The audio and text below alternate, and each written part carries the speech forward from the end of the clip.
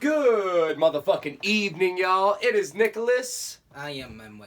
Thank you for joining us for our Lance Berkman episode of Talking S. As always, like, share, comment, subscribe, hit that bell button, hit that notification button, share with your mama, your grandma, your girlfriend, your baby mama, all that shit. You know your they love mistress us. too. Don't forget the mistress. You just ruined my intro. Let's get into it. Alrighty, y'all. So the Arizona Cardinals picked up A.J. Green, finally be their number 2 receiver. I think it's a pretty good pickup. I'm not mad at it. Manny, what are your thoughts on it? Well, that's a good pickup, but is he going to produce like he did 3 years ago, or is he going to be producing like he did last 3 years, which is diddly squat with all those injuries? Is he injury prone, or is he going to be the elite A.J. Green we previously saw? Oh, that's a good question. We're not going to see a number 1 receiver because DeAndre Hopkins is going to hog all those targets. I can't wait for everyone to reach for A.J. Green in the fantasy rankings because we all know it's going to happen. People are going to be drafting in the 3rd and the 4th round when really he's going to be a 7th to a 16th round pick in fantasy drafts. I would have to agree with that one. So moving on, who are the biggest winners and losers of your NFL free agency so far, both teams and players? So I'm going to stay on the topic of teams. So my biggest winner is going to be the Cleveland Browns, right?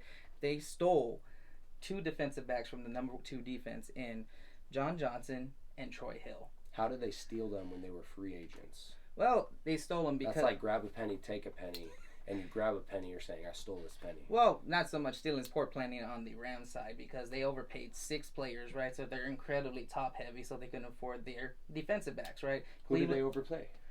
Not overpay, I said, Jared Goff, and then they traded his ass away. Yeah, but okay, that makes sense. 1 player. They overpaid 1 player then, not 6 players.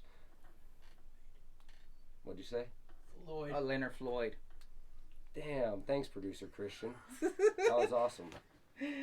Anyways, moving on. So, my biggest winners of the NFL free agency so far would be the New England Patriots. The New England Patriots. Cam Newton is a bridge quarterback. We're going to see who they draft. You go on to the offensive side of the ball. They picked up 2 receiving pieces. Not necessarily any number 1 receivers, but Kendrick Bourne and Nelson Aguilar are going to help a lot with Julian Edelman. They got 2 security blankets in Jonnu Smith and Hunter Henry, both the best tight ends in free agency, and they grabbed them both. Now their offensive line consists of Trent Brown, Shaq Mason, who's returning from the COVID list, David Andrews. Defensive side of the ball, they re-signed Kyle Van Noy. They have Matthew Judon. Yeah, Patrick Chung retired, but now they have Dante Hightower coming back, Jalen Mills at safety. They have Devin McCourty at safety as well. My biggest player in terms of the winner for free agency, I would have to say Shaq Barrett. Shaq Barrett for the Tampa Bay Buccaneers. Shaq Barrett signed a 4-year, $76 million deal. $72 million deal. And he's a top-tier pass rusher in terms of making money, and he's going to be on a Super Bowl winning team at least in the next 4 years. Manny, who was your biggest winner in free agency in terms of a player? My terms of a player would be Kenny Galladay, right? So the man was looking at, 1 year, 12 years contract, right? Yeah. So somehow the Giants outbidded everybody by saying 4 years, $72 million contract. I know, for Kenny Galladay. Oh my God. And this salary cap. They super reach, but they're just playing arms race with the NFC East. Manny, where would you rank Kenny Galladay in terms of receiver, in terms of tier? Like, where would you put him? Could you put him in number, like, top 12? In terms of money, he's making top 12 money, which is crazy. But is he even a top 12 receiver? I would even prolong to think he's not even a top 18 receiver, really. I'm sure I can name 18 receivers, that I would take over him. I say, like, about 2019 sounds about right. Between 19 and 20. 2021, something around there. I agree with you.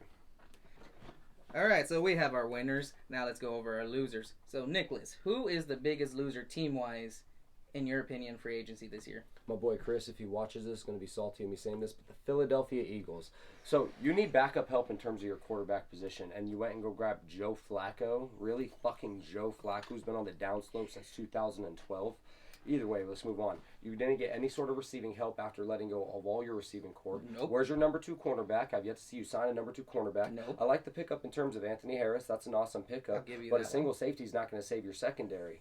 And what about an inside linebacker? Have you guys even thought about grabbing another inside linebacker? What about a trade for C.J. Mosley or something of that nature? The Eagles, in my personal opinion, have done nothing to help themselves and nothing to help Jalen Hurts. Manny, your biggest team loser. My biggest team loser is going to be the Houston Texans. They have too many in one position. So basically, they signed Mark Ingram and Philip Lindsay behind David Johnson, right? They have too many in the one position, right? Their top receiver went to Miami, right? How the hell is this guy going to say they spent too much money in one position when you can go to the Cowboys roster? I didn't say too much money. I said too much in the same position. That's a difference. But No. Anyways, if you're in the comments and listening to this, tell me if that makes sense what he's saying. He's like, too much in the same position. There's a difference. No, there's no difference. You guys have Ezekiel Elliott as a Cowboys fan. And if I'm not mistaken, Ezekiel Elliott combined makes more money than all three of them coming up this year. David Johnson has a restructured contract. Mark Ingram signed for less than $4 million, and Philip Lindsay only signed for $3 million. I said nothing about the money. I said too many of the same player. But if they're coming in, all right, so think about this. Deshaun Watson's possibly going to sit out this season. Oh, yeah. You have Tyrod Taylor coming in. Tyrod Taylor is best as a mobile quarterback. If you're going to be running sort of a system kind of like they have in Baltimore where you're not really going to rely on the quarterback's arm, why not bring in all the running back help? You don't have a great receiving core anyways. You don't have Will Fuller right now. Is Brandon Cooks a free agent or is Brandon Cooks still on the team? Is he? Huh. He is a free agent? So Brandon... No, he's on the team. Oh, he's still on the team. Thanks, producer Christian. Thank you. I forgot about that one. So if we're looking at it, the receiving core needs a lot of help. Why not bring in the more running backs to help? You have David Johnson who can run the rock and catch the rock. You have Philip Lindsay who can hit the hole and burst out. And then you have someone like Mark Ingram who's going to get all the tough yards. I disagree with you completely. Well, Mark Ingram has not been producing, especially since last year with his calf injury and all that sort of stuff. Dude, you got to quit mixing up not producing and being injured. There is a big fucking difference, bro. You're saying not producing when they're literally And then when he got injured. healthy, the other two running backs took over. Makes no fucking sense. So, biggest loser player, by the way. Who's your biggest loser player? In terms of like contract and things of that. Okay, my biggest one would be Juju Smith-Schuster. Okay. So basically, he was looking for number one receiver money, right, like Kenny Galladay, but he only got like 1 year offers for the most at 13 with incentives, but basically averaging out at $8 million, right? So an extra $1 million he would have went to Baltimore, but he decided to stay home in Pittsburgh for that one chance to get that Super Bowl ring with Ben Roethlisberger. I read a rumor that the Kansas City Chiefs also offered him pretty good money. They did. So if he chose to go back to Pittsburgh, I would agree his contract may not be the best, but I wouldn't call him a loser at all. I'm sorry I'm going to disagree with you just on the segment. I still love you to death, and you know that. So my biggest loser in this term would be Marvin Jones. Marvin Jones signed a 2-year, $13.5 million contract. I think Marvin Jones played damn near up to the level of a Kenny Galladay. Now he's going to Jacksonville, who's going to be in a rebuilding phase once again with no quarterback. And if they have a quarterback, it's going to be a project quarterback. As much as we love Minshew Mania, he's either going to get traded or he's not going to start this year because they're going to draft a quarterback. And we all know rookies always have QB bumps and things of that nature. Especially in Jacksonville, we're going to have a lot of issues. So poor Marvin Jones in that term. UFC 260 coming your way this Saturday. You have Stipe Miocic versus Francis Ngannou. Manny, you going to be watching it? Yes, I am. You better be watching it because I already invited you over. So with that being said, we're going to talk about 2 fights before we get into the main fight. Why don't I throw up a 3 for the 2 race classes? Anyways, you have Vicente Luque versus Tyron Woodley. Vicente Luque, Muay Thai practitioner, Jiu-Jitsu black belt, fights out of Stanford MMA with a bunch of killers. Mike Chandler, Gilbert Burns, Rumble Johnson, all of them. And then he's fighting Tyron Woodley. Tyron Woodley has lost 15 straight rounds. 15 straight rounds. How the hell does he still have a job?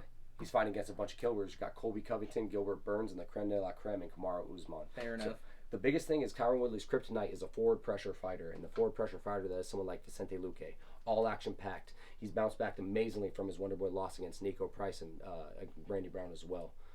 I'm going to take Vicente Luque in this fight. I think Vicente Luque, I wouldn't put it past him to finish Tyron Woodley, and I do think he does finish Tyron Woodley, and he's going to send him to Bellator. I love Tyron Woodley. I think he's a hell of a fighter, but I do see Vicente Luque taking this one.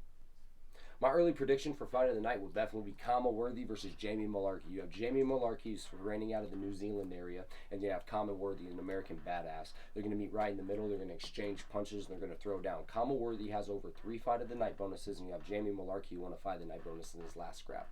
These fools are going to come out. They're going to go to war. They're going to bang. Kama Worthy loves to pull the upset up, and I'm going to take Kama Worthy in this fight to meet the Apocalypse and exchange. Jamie Mullarkey has a lot of well-rounded skill set, but Kama Worthy hits fucking hard, man, and I can see him finishing him. Alrighty, y'all, the world heavyweight title on the line. Stipe Miocic versus Francis Ngannou 2. Super excited for this matchup. I think we're going to hear, and still, I have Stipe Miocic winning by decision. I think it goes kind of similar to the same way they fought the first time. The only thing is Francis Ngannou has only fought 4 times since we last seen him fight Stipe Miocic. He's lasted a total of 2 minutes and 29 seconds. Granted, some of them are against aging veterans, but then he has guys like Jairzinho Rozenstruik. Stipe Miocic is a better boxer than all of them, and he's smarter. He's not going to stay completely in the pocket. He's going to be in or he's going to be out. He out-wrestled Daniel Cormier in moments in their fights, and I can see him out-wrestling Francis Ngannou again. I'm very excited for this fight. I'm a little bit nervous for Stipe Miocic and this pick because on all title fights so far, my predictions have been perfect. I haven't been perfect on all fight predictions, but I've been perfect on all title fight predictions. So I'm really hoping that my record stays on the line. Let's go Stipe Miocic by decision.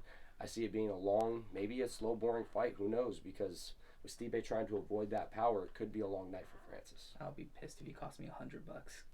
I'll be pissed if Stipe loses and I get my perfect record down on the line. If they lose, it's definitely the resume review by Morning Combat. They cursed the fuck out of him. Fucking Luke Thomas and Brian Campbell.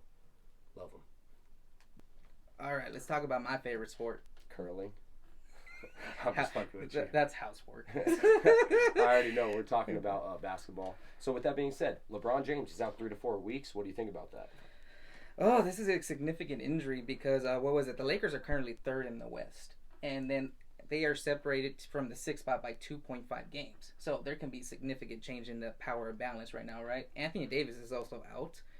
So the biggest team that can make the biggest push, who's currently 9th, would be the Golden State Warriors. Steph Curry's playing like his MVP season, right?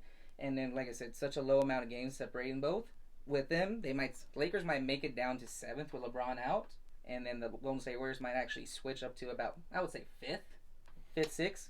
And then, yeah, Lakers are in danger of playing in the play-in game between the Memphis Grizzlies, so we don't want to see that. Right? I think Kuzma and the boys are going to hold it down while LeBron's out. I think Manny's tripping. Just because I'm leaving it on the same theme of how the episode's been going all day. It's Talking Speed, Christian. Do it! The MLB season's close to underway. Do you guys want to talk about baseball? Nick? Fuck no, dog. You come to Talking S, you don't come to listen to that bullshit. I'm just kidding. We do need to start talking about baseball a little bit more. The reason I personally don't talk about baseball is I'm not going to lie. I'm not a fan of baseball. It's a boring-ass game to watch on TV. And even in person, everyone's like, oh, it's so fun. It's just an excuse to go get fucking drunk with a bunch of other dipshits. Let's be completely honest here. And if you're going to look for a sport with the most racists in the crowd, you're definitely going to go to a fucking baseball game right next to NASCAR, of course. Manny? Well, my answer is going to be a hell no. So basically, to preserve their numbers and statistics, they're going to change up the baseball, and they're going to have 5 yards, make the field 5 yards longer, so the home run numbers will go down. So they're taking away the most exciting part of baseball.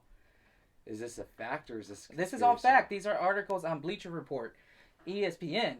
So this is all fact. I'm not going to lie. Bleacher Report is easily top 3 bottom fucking sports websites. They're low-key trash and the reporters are fucking garbage. That's why I also added ESPN. Alright, y'all. Thank you for joining us for our Philly Rivers episode of our Talkin' S. As always, I'm Nicholas. I am Manuel. We appreciate y'all. Like, share, comment, subscribe, all that good stuff. Show it with your grandma, show it with your brother, show it with your mistress, all that good shit. Peace out. Thank you for watching the S.O.B. Network. Like, comment, share, and don't forget to subscribe.